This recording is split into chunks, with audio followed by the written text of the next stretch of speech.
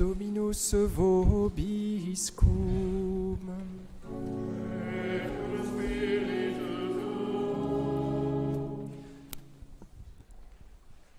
Sequentia Sancti Evangelii secundum Lucam.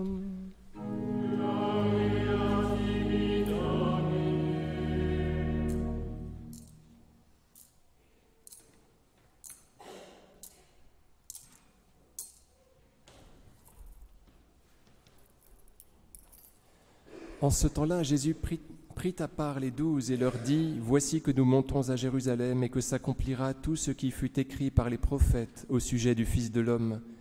Car il sera livré aux païens, bafoué, insulté, couvert de crachats.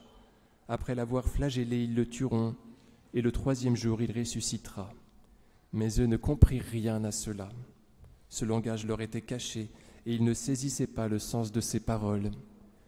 Or, comme il approchait de Jéricho, il y avait un aveugle assis au bord du chemin qui mendiait. Quand il entendit passer la foule, il demanda ce qu'il y avait. On lui répondit : « C'est Jésus de Nazareth qui passe. » Alors il se mit à crier : « Jésus, fils de David, aie pitié de moi !» Ceux qui marchaient en tête lui enjoignaient de se taire, mais il criait de plus belle : « Fils de David, aie pitié de moi !» Jésus s'arrêta et ordonna qu'on le lui amène. Quand il se fut approché, Jésus lui demanda : « Que veux-tu que je fasse pour toi ?» Il dit : « Seigneur, que je voie. » Jésus lui dit : « Vois, ta foi t'a sauvé. » À l'instant même, il vit, et il le suivait en glorifiant Dieu. Et tout le peuple, en voyant cela, rendit louange à Dieu.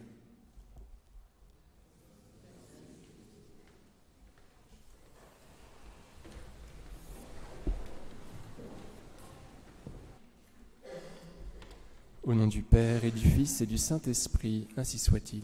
Le Seigneur Jésus se dirige vers le centre de la Terre Sainte, vers Jérusalem, où il a l'intention d'offrir sa vie pour nous, d'offrir une obéissance magnifique qui couvrira toutes nos désobéissances, qui nous valent de mourir. C'est pour cela que l'obéissance de Jésus nous sauve, c'est pour ça que sa croix nous sauve, c'est parce qu'elle efface, parce que son obéissance efface tous nos noms qui nous font mourir. Le Seigneur Jésus va donc vers Jérusalem, il entre en terre promise. Vous savez, il y avait 2 frontières à cette terre promise. Il y avait la frontière naturelle du Jourdain. Et puis ensuite, il y avait la frontière humaine de Jéricho. Le peuple hébreu, il est entré en terre promise, vous vous souvenez comment ? Le Jourdain s'était asséché et ensuite il avait assiégé Jéricho de sa louange. Et les murailles s'étaient effondrées, il avait pu rentrer en terre promise, c'est-à-dire en paradis, puisque la terre promise préfigure le paradis. Le Seigneur Jésus est en train d'entrer à Jéricho, il n'est pas encore entré en terre sainte, il n'est pas encore en paradis. Il tombe sur cet homme-là, Bartimée, qui est donc à l'extérieur de la terre, vous voyez, qui est hors du royaume. Son état sent le péché, c'est comme s'il n'était pas en état de grâce. Et l'Évangile, selon saint Luc, nous dit cela, qu'il est au bord du chemin. Une indication supplémentaire que cet homme-là n'est pas en état de grâce, il est hors du chemin. Or, le chemin, c'est le Seigneur Jésus lui-même qui a dit « Je suis le chemin, la vérité et la vie ». Cet homme est à l'extérieur du royaume, qui est le Christ. Il est à l'extérieur du chemin, qui est le Christ. Et il dit « Jésus, fils de David, eleison me ». Comme nous, au début de la messe, quand nous réclamons, quand nous implorons miséricorde de la part du Seigneur. Jésus, fils de David, eleison me. Que veux-tu que je fasse pour toi, Seigneur, que je vois, dit l'aveugle. Dans l'Évangile selon saint Jean, je ne sais pas si vous vous souvenez de cet épisode de la guérison de l'aveugle-né. À la fin, des Juifs ne sont pas contents de cette guérison opérée par le Seigneur, et le Seigneur leur réplique cela. Du moment que vous dites « nous voyons », votre péché demeure. C'est-à-dire que du moment que vous pensez tout savoir, que vous pensez avoir la science infuse, que vous n'avez pas besoin de moi, je ne peux rien faire pour vous, votre péché demeure. Bartimée, parce qu'il s'appelle comme cela, fils de la crainte, lui, il dit « Seigneur, que je vois ». Autrement dit, il se reconnaît comme incapable de voir, comme n'étant pas omniscient, comme ayant besoin de la science divine de sa miséricorde, que le Seigneur va pouvoir déployer parce qu'il trouve cette humilité justement. Il se penche vers l'humilité de sa servante, vers l'humilité de son serviteur. Donc le fils de la crainte qui craint Dieu, qui reconnaît avoir besoin de lui, obtient toute miséricorde, parce qu'il se reconnaît tout simplement pécheur. Seigneur, que je vois. Vois, ta foi t'a sauvé. Et non pas ta foi t'a guéri, mais ta foi t'a sauvé. Et cela corrobore ce que je vous disais, à savoir qu'il y a un problème physique, non seulement un problème physique, mais un problème d'âme. Cet homme-là obtient le salut, non seulement pour son corps, bien évidemment, mais aussi pour son âme. Dans l'Évangile selon saint Marc, parce que là nous sommes chez saint Luc, dans l'Évangile selon saint Marc, le Seigneur lui dit, non pas vois, mais va. Comme si la guérison portait sur l'immobilité de cet homme-là.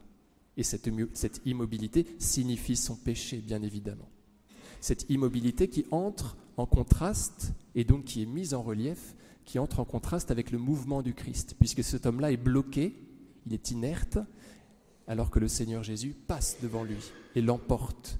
Donc vous voyez, il y a un blocage qui signifie le péché, qui rappelle l'inertie du péché. Le Seigneur Jésus lève ce carcan qui pose sur les épaules de cet homme et il lui dit « va ». On comprend qu'il s'agit d'une guérison spirituelle en même temps qu'il s'agit d'une guérison physique. Bartimée obtient le salut pour son âme et pour son corps. Il est donc bloqué. Alors, un tout petit mot avant d'en venir aux addictions, parce que je voudrais parler de cela un instant. Un dernier petit mot. Bartimée se lève et suit le Seigneur Jésus en le glorifiant. Est-ce que vous vous souvenez de la façon que les Hébreux avaient conquis Jéricho? En tournant autour et en glorifiant Dieu.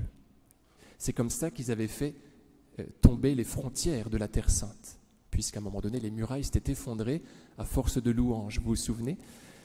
Bartimée entre dans Jéricho en glorifiant Dieu. C'est la même chose, vous voyez.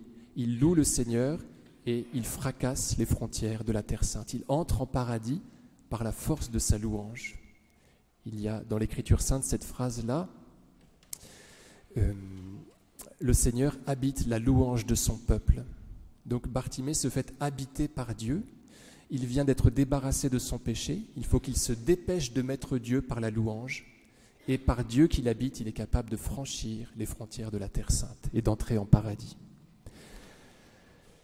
Un petit peu comme Charles de Foucauld, souvenez-vous, qui se confesse et juste après, par la bouche de celui qui vient de lui donner l'absolution, reçoit l'ordre d'aller communier. Puisque le démon vient de partir, il faut que Dieu vienne prendre la place du démon. C'est pareil pour Bartimée, vous voyez, le démon est parti, il loue Dieu pour que Dieu arrive en lui. Et c'est par la force de Dieu qu'il habite qu'il fracasse les frontières de la Terre Sainte, qu'il entre en paradis pour toujours. Chers amis, un petit mot pour nous inviter à prier pour tous ceux qui parmi nous sont la proie d'addiction en tout genre et qui, comme Bartimée, restent bloqués en dehors de la Terre Sainte, en dehors du paradis. Ils ne peuvent pas fructifier parce qu'ils retombent tout le temps dans les mêmes péchés. Le Seigneur Jésus nous signifie dans cet évangile qu'il veut nous emporter pour toujours dans la liberté, dans les vrais et gras pâturages, pour toujours, sans retour. C'est lui qui peut nous aider à prendre une résolution magnifique qui fait que le démon ne peut pas nous atteindre. Comme dit sainte Thérèse d'Avila, l'âme résolue est un château fort. C'est le Seigneur Jésus qui nous fait entrer définitivement dans la Terre Sainte. On comprend, vous voyez, que c'est son mouvement qui nous aspire et qui nous fait rentrer pour toujours. Donc il faut, pour combattre cela, demander la grâce tout d'abord. Saint Augustin, après sa conversion, était demeuré encore impur. Et sur la fin de sa vie, il disait « J'y serais arrivé bien plus tôt à cette pureté si j'avais pensé à demander grâce à Dieu. » Donc vous voyez, c'est le Seigneur Jésus qui nous entraîne et c'est lui qu'il faut interpeller pour qu'il nous sauve. Parce que bien souvent, nous nous concentrons sur nos propres forces et à ce moment-là, bien évidemment, nous faisons défection. Évidemment. Alors, bien évidemment que le Seigneur ne ne nous sauve pas sans nous, il réclame de notre part quelque chose.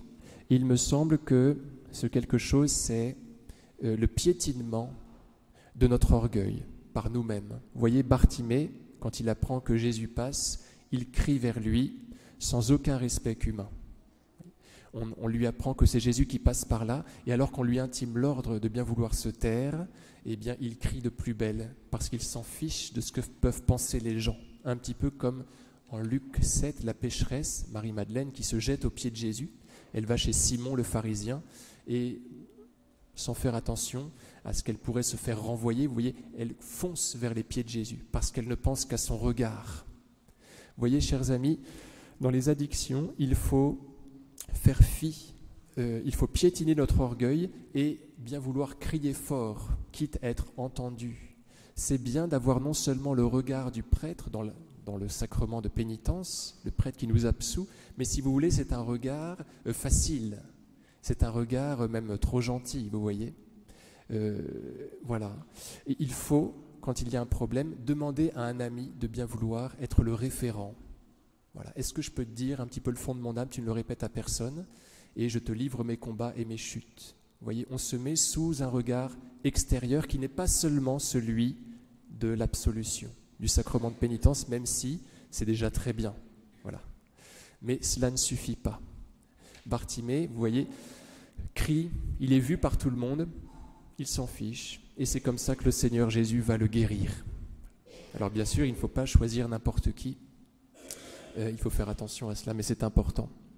Je vous raconte une petite histoire pour conclure, qui est celle de Saint Jean Ji Tiangxiang. C'était un Chinois qui s'est illustré par le martyr, figurez-vous, pendant la révolte des Boxers. Et cet homme-là était opiomane. C'était un médecin qui un jour a eu des maux de ventre et qui, parce qu'il en avait sous la main, s'est soigné à l'opium. Il est devenu très vite opiomane, puisque l'opium, c'est quelque chose de délicieux. J'en sais quelque chose, non pas parce que je suis opiomane, mais parce qu'un jour, la faculté m'a demandé d'en prendre, et un médecin m'a demandé d'en prendre, vous voyez, et je comprends qu'on puisse devenir dépendant à cela. Donc cet homme-là s'est retrouvé sous emprise. Il allait se confesser, parce que cela le mettait dans des états affreux. Et donc le prêtre, à un moment donné, lui a dit qu'il ne lui donnait plus l'absolution. Il ne savait pas que ce pauvre homme, il ne savait pas ce que c'était que l'opium, si vous voulez. Voilà. Sinon, il aurait eu un petit peu plus de clémence avec cet homme-là, qui ne péchait pas, vous voyez, qui ne rentrait pas dans l'opium de plein gré, bien évidemment. Parce qu'un péché est un acte volontaire. Et donc, il est resté 30 ans sans absolution et donc sans communion, en se disant que la seule façon pour lui d'être sauvé, c'était de mourir martyr. Il continuait de soigner les malades, il avait beaucoup de générosité, il les soignait gratuitement. Il avait beaucoup de petits-enfants qu'il aimait beaucoup. Et de cette façon, Dieu lui était uni, puisque ubi caritas, Deus ibi est. Là où il y a la charité, il y a Dieu. Donc il se débrouillait comme ça, si vous voulez. Mais cela ne lui convenait pas. Il voulait l'union sacramentelle. Et il se disait que puisqu'il ne pouvait pas l'avoir, la seule façon d'être vraiment collé à Jésus, c'était en versant son sang dans le martyr. Il a eu cette grâce. Donc les Boxers, vous savez, se sont révoltés en 1900 et les chrétiens ont été persécutés. Beaucoup d'entre eux ont été décapités. Et voilà qu'on est venu appréhender le pauvre Jean avec 6 de ses petits-enfants, 2 de ses fils et une belle-fille. Et donc ils sont allés vers la décapitation. Et un de ses petits-enfants lui a demandé « Où est-ce qu'on va, grand-père ?» Alors je ne sais pas s'il l'appelait vraiment grand-père, mais... Et Jean lui a répondu « Nous rentrons à la maison ». Un petit peu comme Abraham, quand il est questionné par Isaac. Vous vous souvenez de l'histoire au chapitre 22 du livre de la Genèse. Où est l'agneau pour le sacrifice ? Dieu saura bien trouver l'agneau pour le sacrifice. Il lui répond d'une façon un petit peu détournée, miséricordieuse.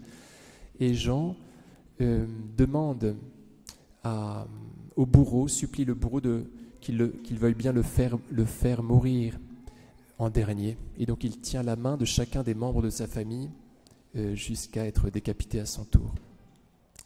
Donc en fait, il voulait pouvoir assister, je m'exprime mal, il voulait pouvoir assister chacun des siens au moment où il était décapité. Et j'ai oublié la chose la plus importante, ils ont fait un petit peu de prison avant, et tout le monde pensait que Jean allaient renier le Christ pour pouvoir sortir, puisqu'il leur suffisait de renier le Christ pour pouvoir sortir. Tout le monde pensait qu'il allait le faire en premier, qu'il allait renier le Christ en premier, étant donné qu'il lui fallait de l'opium. Tout le monde le savait dans la famille. Il avait besoin d'en prendre tous les soirs en grande quantité. Et là, il y a eu une grâce, si vous voulez, de résistance. Il n'a pas eu besoin de sortir par la force de Dieu. Donc, chers amis, c'est pour raconter que c'est le Seigneur. C'est pour dire que c'est le Seigneur qui fait vaincre. Et à partir du moment où on prend acte de cela, la victoire va très très vite, arrive très vite, à partir du moment où on implore vraiment la grâce. Au nom du Père et du Fils et du Saint-Esprit, ainsi soit-il.